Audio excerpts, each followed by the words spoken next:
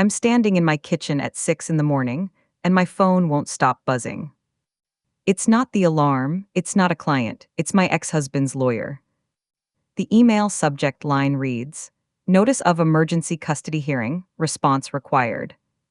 My daughter Lily is asleep upstairs. She's 7 years old. She has no idea that her father, a man who forgot her last 3 birthdays, is trying to take her away from me.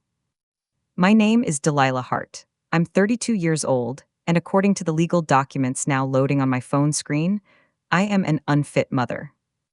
I read the words again, unfit mother. The coffee maker gurgles behind me. Outside, the neighborhood is waking up, garage doors opening, car engines starting, the distant sound of a school bus. Everything is normal. Everything is fine. Except nothing is fine. I scroll through the filing. It's 12 pages long, 12 pages of lies, half-truths, and weaponized details about my life, about our life. Respondent works excessive hours, leaving minor child in the care of strangers. I work from home 4 days a week. The stranger is my neighbor Carol, a retired teacher who bakes cookies with Lily and helps her with homework. Respondent's income is unstable and insufficient to provide adequate living conditions. I run my own consulting business.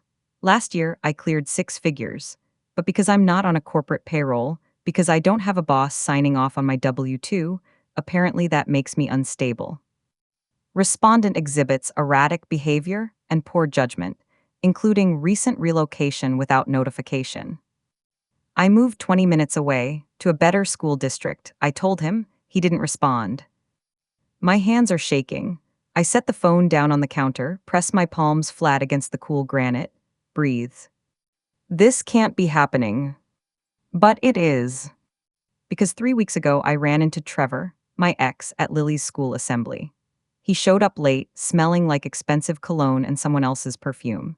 He stayed for 10 minutes, took a selfie with Lily, posted it on Instagram with the caption, Daddy-daughter time blue heart, then left before the program even ended.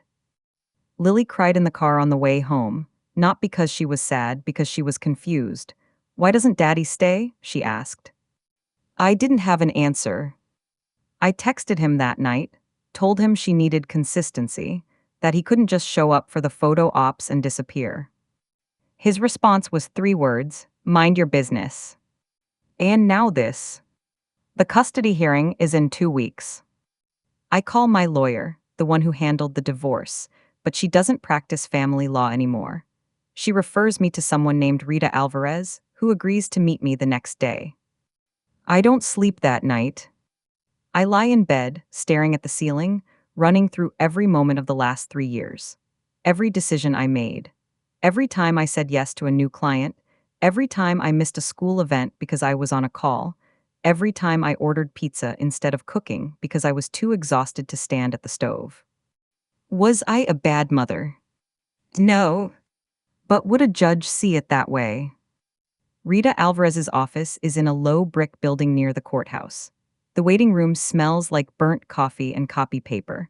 I sit in a chair that's too soft, clutching my purse in my lap, waiting. When she finally calls me back, I'm surprised. Rita is younger than I expected, maybe 40, with sharp eyes and a no-nonsense haircut. She shakes my hand firmly and gestures to a chair across from her desk. Tell me everything, she says. So I do. I tell her about Trevor, about how we met in college. He was charming, ambitious, always the center of attention. How we got married too young, had Lily too fast. How he resented me for wanting to stay home with her those first few years.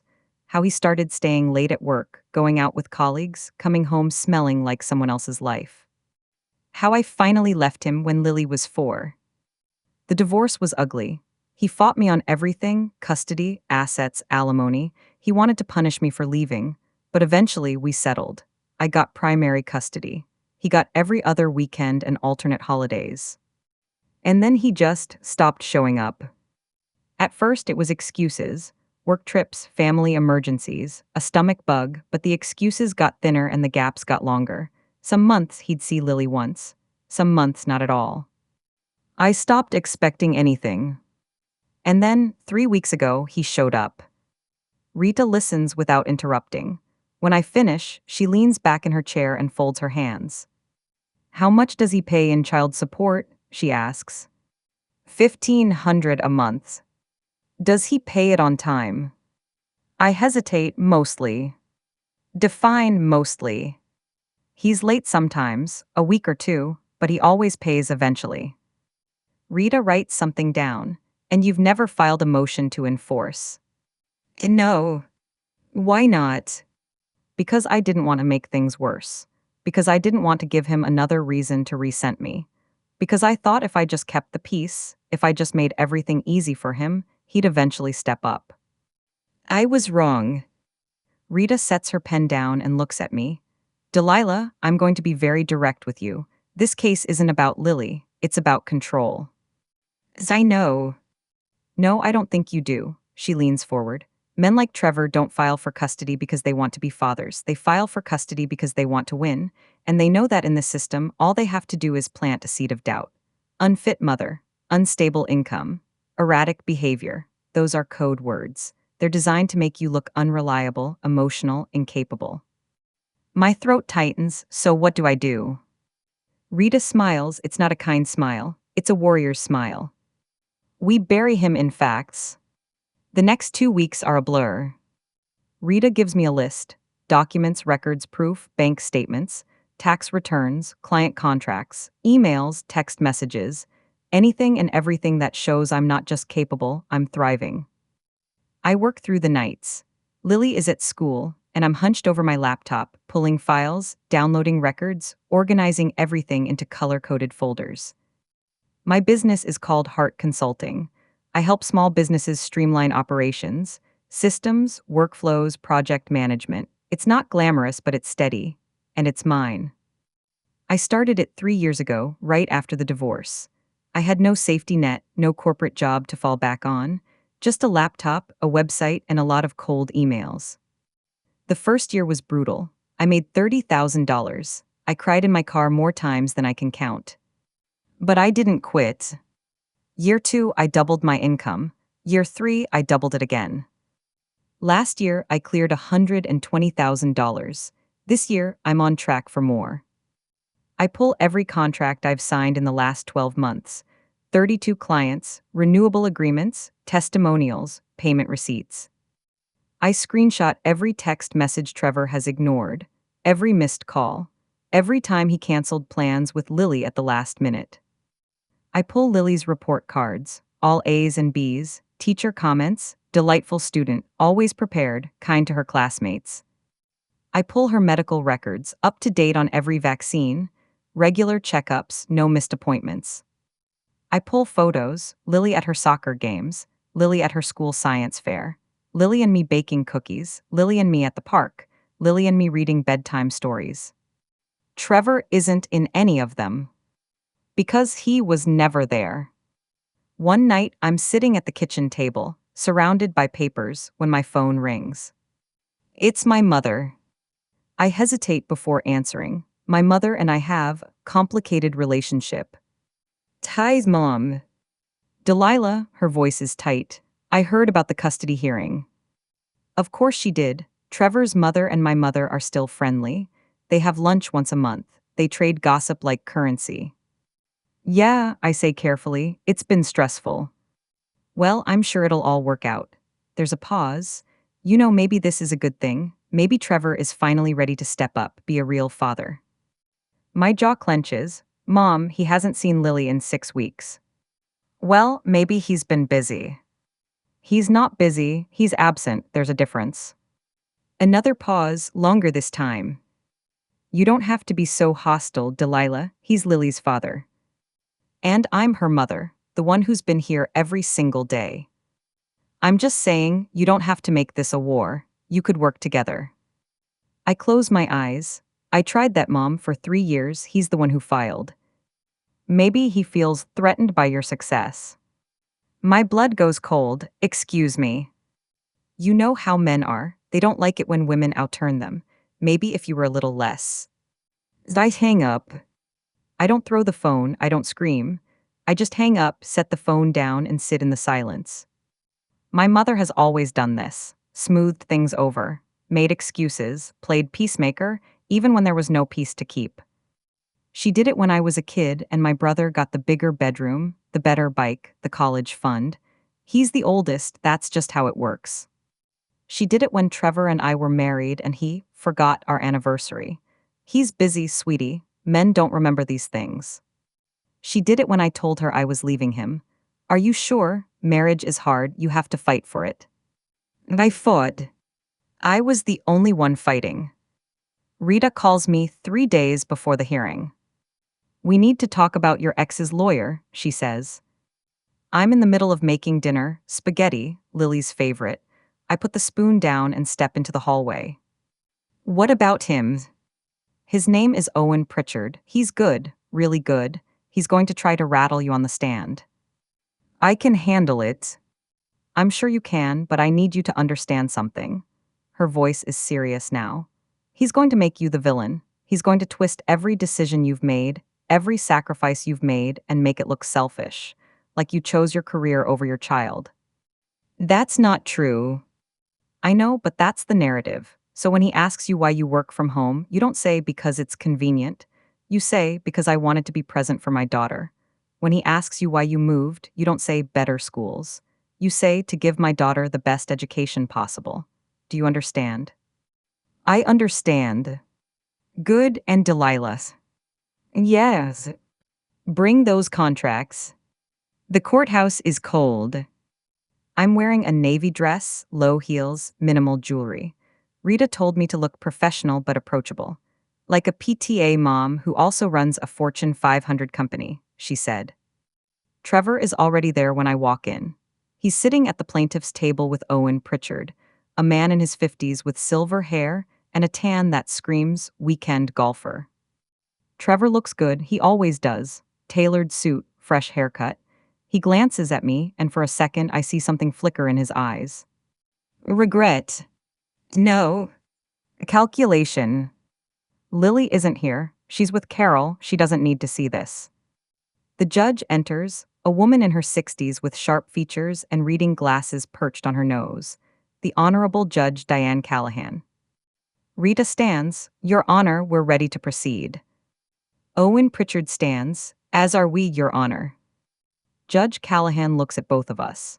This is an emergency custody hearing. I've reviewed the filings from both parties. Mr. Hart, your petition claims that Ms. Hart is an unfit mother. That's a serious accusation. I expect you to back it up. Owen nods. We will, Your Honor. Good, let's begin. Owen calls Trevor to the stand first. He's smooth, confident. He talks about how much he loves Lily, how much he's missed her, how he wants to be more involved in her life. Mr. Hart, Owen says, can you describe your concerns about your daughter's current living situation? Trevor sighs. I worry, Delilah works all the time. She's always on her computer, always on calls. Lily spends a lot of time with babysitters, strangers. Have you expressed these concerns to Ms. Hart? I've tried, but she gets defensive. She doesn't want to hear it. Lie. He never said a word, not once. Owen continues. And what about the recent move? Were you consulted? Trevor shakes his head. No, I found out from Lily. She told me they were moving and I was shocked. Delilah didn't even ask me. Another lie. I texted him, I called him. He ignored both. Rita doesn't object, not yet, she's waiting. Owen finishes and Rita stands. Mr. Hart, she says, her voice calm, how many weekends in the last year have you exercised your custody time? Trevor hesitates. I'm not sure, a lot. A lot? Let me be more specific. According to the custody agreement, you're entitled to 2 weekends a month. That's 24 weekends a year. How many did you actually see Lily? A silence. I'll help you, Rita says. She pulls out a document. 8. You saw your daughter 8 times in the last 12 months, is that correct? Trevor shifts. I've been busy. Busy? Right, let's talk about that. You're a regional sales manager for a pharmaceutical company, correct? And yes. And you travel frequently. Sometimes. How often? I don't know, once or twice a month. Rita nods. So you have time to travel for work but not to see your daughter. It's not that simple. How much do you pay in child support, Mr. Hart? 1,500 a month. And is that on time? Another hesitation, mostly. Mostly, in the last 6 months, you've been late 4 times. The longest delay was 3 weeks, is that correct? Owen stands, objection relevance. Judge Callahan looks at Rita, counselor. Your Honor, Mr. Hart is claiming that Ms. Hart is unfit due to financial instability. I'm establishing that he, in fact, is the inconsistent party. Judge Callahan nods. Overruled. Answer the question, Mr. Hart. Trevor swallows. Yes, I was late a few times. Rita doesn't smile, she just nods. No further questions. Owen calls me to the stand next. I walk up slowly, my heart pounding. I place my hand on the Bible, swear to tell the truth, and sit. Owen doesn't waste time. Ms. Hart, you run a consulting business, correct? And yes. And how many hours per week do you work? It varies, 30 to 40. From home. And mostly. So you're working while your daughter is home. I work when she's at school, and sometimes in the evenings after she's asleep.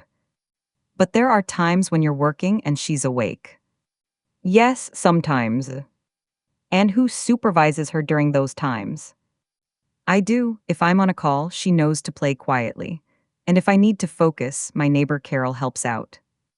Owen raises an eyebrow. Carol, a neighbor, not a licensed childcare provider. Carol is a retired teacher. She's known Lily since she was 3. She's family. But she's not family, is she? She's a neighbor. A stranger your daughter spends time with while you work. I feel my jaw tighten. Carol is not a stranger. Owen moves on. Let's talk about income. Your business, how stable is it? Very stable. But it's inconsistent, isn't it? Some months you make more, some months you make less. That's true for any business. But you don't have the security of a traditional job, no health insurance, no paid time off. If a client cancels, you lose income. That's why I diversify. I have multiple clients, renewable contracts. Owen doesn't look convinced. Let's talk about the move. You relocated without notifying Mr. Hart. Why? I did notify him. I texted and called. He didn't respond. Do you have proof of that? Rita stands. Your Honor, we have submitted text logs and call records. Judge Callahan nods. I'll review them. Owen continues. Why did you move? For a better school district. And how is that working out? I blink. It's going well. Lily's thriving. Is she, or is she struggling with the transition? New school, new friends, away from her father. Her father hasn't been present enough for that to matter. The words come out sharper than I intended. Owen smiles. So you admit you've alienated your daughter from her father? No, I admit that Trevor alienated himself. Ms. Hart. Rita stands. Your Honor, counsel is badgering the witness. Judge Callahan nods. Mr. Pritchard, move on. Owen steps back. Ms. Hart, do you think you're a good mother? I look at him. Yes. Even though you work all the time. I work to provide for my daughter. Even though you moved her away from her father. I moved her to a better school. Even though you rely on strangers. Carol is not a stranger. Even though your income is unstable. It's not unstable. Owen stops. He looks at the judge. Your Honor, I think the pattern is clear. Ms. Hart is a workaholic who prioritizes her career over her child. She's isolated Lily from her father and placed her in the care of unqualified individuals. She may love her daughter, but love isn't enough. Stability is. I want to scream. But Rita stands. Your Honor, may I redirect? Judge Callahan nods. Rita walks toward me. Her expression is calm, almost serene. Delilah, how much did you earn last year? I take a breath. $120,000. And this year? I'm on track for 140. How many clients do you have? 32 active clients. Most are on renewable contracts. Can you provide documentation? And yes. Rita nods to the bailiff, who hands the judge a thick folder. Your Honor, Rita says, we've submitted signed contracts from Ms. Hart's clients. These are not one-time gigs. These are ongoing, professional relationships. Ms. Hart's income is not unstable, it's growing. Judge Callahan opens the folder. She flips through the pages, slowly. Owen shifts. Rita continues. Delilah, how often does Lily miss school? She doesn't, she has perfect attendance. How are her grades? All A's and B's. And how often do you attend school events? I've attended every parent-teacher conference, every school play, every soccer game, I'm there. Rita hands the judge another folder. Your Honor, we've included report cards, teacher evaluations, and attendance records. Lily is thriving, she's happy, she's healthy, and that's because of her mother. Judge Callahan nods, she looks at me. Ms. Hart, I'm going to ask you directly. Do you believe your daughter is safe in your care? Yes, Your Honor. Do you believe you're providing her with a stable home? And yes.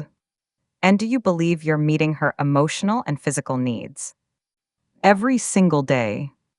Judge Callahan nods, she closes the folder. I'm going to take a short recess. We'll reconvene in 30 minutes. Those 30 minutes feel like 30 hours. I sit in the hallway with Rita, drinking bad coffee from a vending machine. Trevor is on the opposite side of the hall, talking quietly with Owen. I don't look at him. Rita pats my hand, you did good. Do you think it's enough? I think the judge is smart, she sees through his bullshit. But what if she doesn't? Rita doesn't answer. When we return to the courtroom, Judge Callahan is already seated. She looks at both of us. I've reviewed the evidence, she says, and I've listened to the testimony from both parties. This is not a complicated case. It's a case of a father who has been largely absent trying to weaponize the legal system against a mother who has been present, consistent, and capable. Trevor stiffens. Judge Callahan continues. Mr. Hart, you claim Ms. Hart is unfit, but the evidence shows the opposite. Your daughter is excelling in school. She's healthy, happy, and well cared for. Ms. Hart has provided financial stability, emotional support, and a safe home. You, on the other hand, have failed to meet your custody obligations for the better part of a year. You've been late on child support payments. You've canceled visits. You've been inconsistent at best and neglectful at worst. Owen stands, Your Honor. Judge Callahan holds up a hand. I'm not finished. Mr. Pritchard, your client filed this motion claiming financial instability. But after reviewing Ms. Hart's business contracts, and I've read every single one, I can confidently say that her income is not only stable, it's impressive. She's built a successful business while raising a child on her own. That's not instability, that's resilience. She looks at Trevor. Mr. Hart, you don't get to ignore your daughter for a year and then decide you want custody because it's convenient for you. That's not how this works. Trevor's face is red. Judge Callahan looks at me. Ms. Hart, I'm denying Mr. Hart's petition for emergency custody. You will retain primary physical and legal custody. Mr. Hart will continue his visitation schedule, provided he actually shows up. I feel my chest loosen. Furthermore, Judge Callahan continues, I'm ordering Mr. Hart to attend co-parenting classes, and if he misses more than 2 scheduled visits in the next 6 months, we'll revisit this case, and the outcome won't be favorable for him. She bangs the gavel. We're adjourned. I don't cry until I'm in my car. I sit in the parking lot, hands on the steering wheel, and I let it all out. Relief, anger, exhaustion. Rita knocks on my window. I roll it down. You okay? She asks. I nod, yeah, I'm okay. Good, because you just won. I know. She smiles, go home, hug your daughter, order pizza, celebrate. I laugh, I will. When I get home, Lily is sitting at the kitchen table with Carol, working on a puzzle. She looks up when I walk in. Mom, did you win? I kneel down and pull her into a hug. Yeah, baby, I won.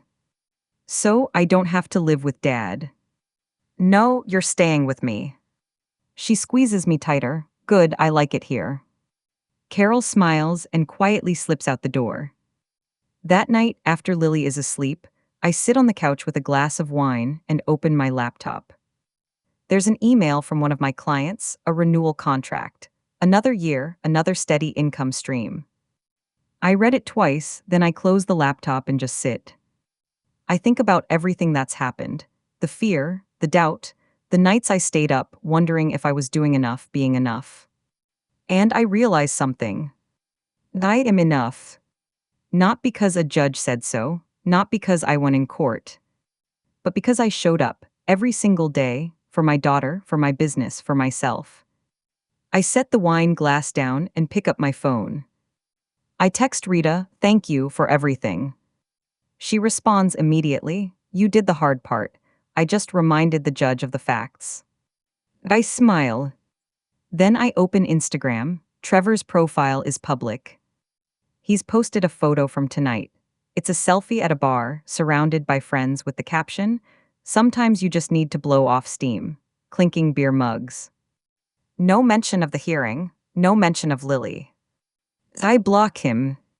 Not out of anger, out of self-respect. A week later, I'm at Lily's soccer game. She scores her first goal of the season, and I'm on my feet, screaming, cheering, jumping up and down like a lunatic. She runs over after the game, her face flushed, her eyes bright. "Did you see, Mom? Did you see?" "I saw, baby, you were amazing." She grins, "Coach says I'm getting really good." "You are." She hugs me, and in that moment, everything else fades. Trevor didn't come, he didn't even call. And that's okay. Because Lily has me. And I have her. And that's all that matters. Later that night, I'm tucking Lily into bed when she looks at me. Mom. Yes. Are you happy? I pause. Yeah, baby, I am. Good, she yawns. Because you work really hard, you deserve to be happy. My throat tightens. Thank you, sweetheart. She closes her eyes, and I sit there for a moment, watching her breathe. I think about the woman I was 3 years ago, scared, uncertain, wondering if I could do this on my own. And I think about the woman I am now, stronger, steadier, sure. I kiss Lily's forehead and whisper, "We're going to be okay." Because we are. It's been 6 months since the hearing. Trevor hasn't seen Lily once. He sends child support on time now, probably because the judge made it clear there would be consequences if he didn't. But he doesn't call, he doesn't visit, he's just gone. And you know what? Lily is fine. She's thriving, actually. She's joined the school's art club. She's made new friends. She asks about Trevor sometimes, but less and less. I don't badmouth him, I just tell her the truth. Your dad loves you. He's just not ready to be the dad you deserve right now. She nods and goes back to her drawing. As for me, my business is growing. I've hired a virtual assistant. I've raised my rates. I've started turning down clients that don't align with my values. And I've started dating again. Nothing serious yet, but I'm open to it. Because I'm not afraid anymore. I'm not afraid of being judged. I'm not afraid of failing. I'm not afraid of standing up for myself. I learned something in that courtroom. The truth doesn't need to be loud. It just needs to be undeniable. And when you show up, when you do the work, when you keep your promises, when you love your child with everything you have, the truth will speak for itself. So here's my question for you. If someone tried to take away the thing you fought hardest for, would you stay silent, or would you fight back? I chose to fight. And I'd do it again.